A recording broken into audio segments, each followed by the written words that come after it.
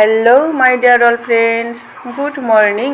Welcome back to my channel. কেমন আছো তোমরা? আশা করছি সবাই ভালো আছো, আমরাও ভালো আছি। বন্ধুরা, আজ আবার একটি অনেক দিন পর ছোট্ট ভিডিও তোমাদের সঙ্গে শেয়ার করছি। সেটা হলো কুলের আচার। কুলের আচার বানাচ্ছি আমি। দেখো, তার জন্য কুল আমি ভালো করে ধুয়ে পরিষ্কার করে রেখেছি। এখানে আমি লঙ্কা ভেজে নিচ্ছি। দেখো, শুকনো লঙ্কা, এখানে বেশ কয়েকটি শুকনো লঙ্কা আছে। সেই লঙ্কাগুলো আমি ভেজে নিচ্ছি। তারপরে এটা হচ্ছে রাঁধুনি ভেজে নিচ্ছি আমি। মানে আচারটা আমি একা বানাচ্ছি না বন্ধুরা, এটা আমার মা আর আমি দুজনে মিলেই বানাচ্ছি।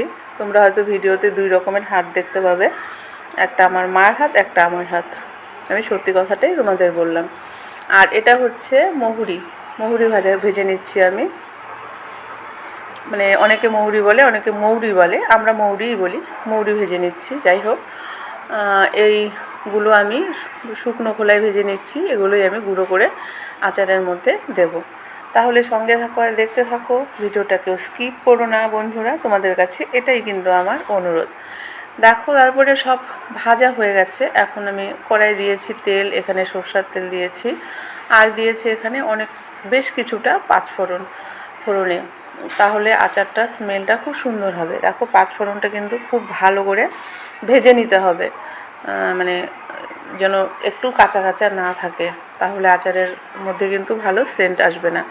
পাঁচফোড়ন ভাজা হয়ে গেছে। এখন আমি গুড় দিয়ে দিলাম।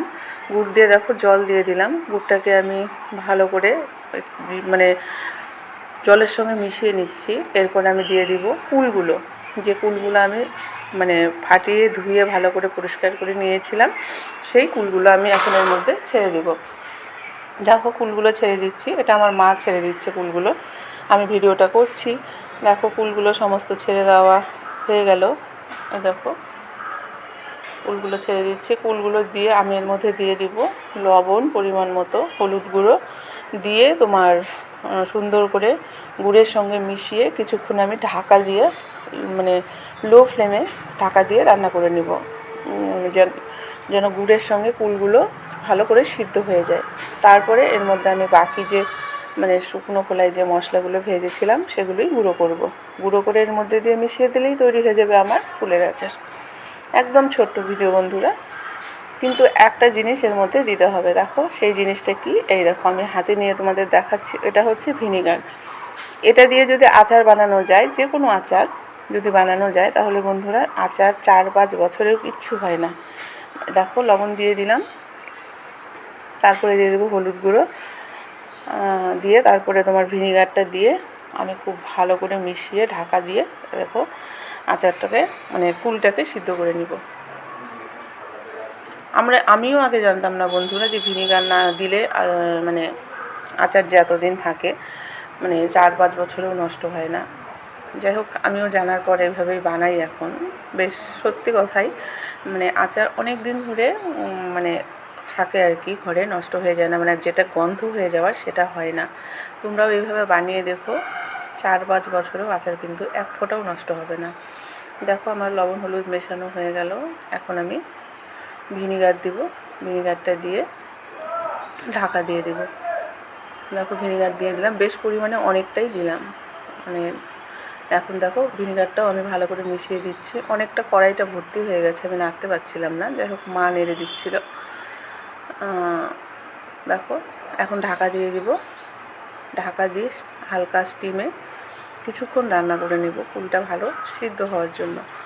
গুড়ের সঙ্গে কুলটা খুব ভালো সিদ্ধ হয়ে একদম নরম হয়ে যখন যাবে, যখন একদম আঠা আঠা ভাব একটা হয়ে যাবে, তখন আমি সমস্ত ভাজা মশলাগুলো আমি গুঁড়ো করে রেখেছি এক এক করে সব মিশিয়ে দেব। দেখো, খুলে দিলাম ঢাকনা।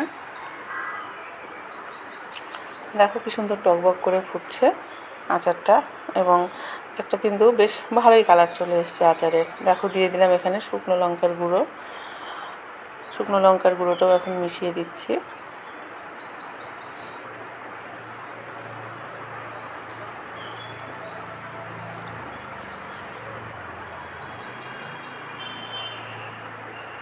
তারপরে দিয়ে দিলাম, দেখো এখানে যে রাঁধুনি আর মৌরিটা গুঁড়ো করে রেখেছিলাম সেটা।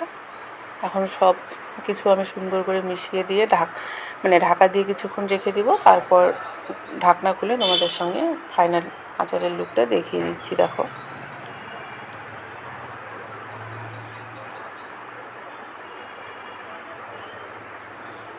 এতটা হয়েছে, কড়াইটা ভর্তি হয়ে গেছে, নাড়াই যাচ্ছিল না বন্ধুরা। দেখো আচারের ফাইনাল লুকটা।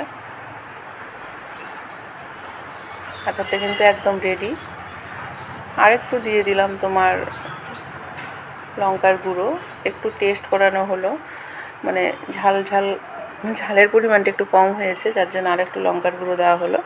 দিয়ে মিশিয়ে দিয়ে দেখো একদম আচার বানানো কমপ্লিট হয়ে গেছে। তারপরে আচারটা মোটামুটি ঠান্ডাও হয়ে গেছে, এখন বয়ামে ভরবো, সেই সময় তোমাদের ফাইনাল লুকটা দেখিয়ে দিলাম। দেখো তাহলে বন্ধুরা টাটা, বাই, আজকের মতো বিদায় নিচ্ছি। ভালো থেকো, সুস্থ থেকো, টাটা।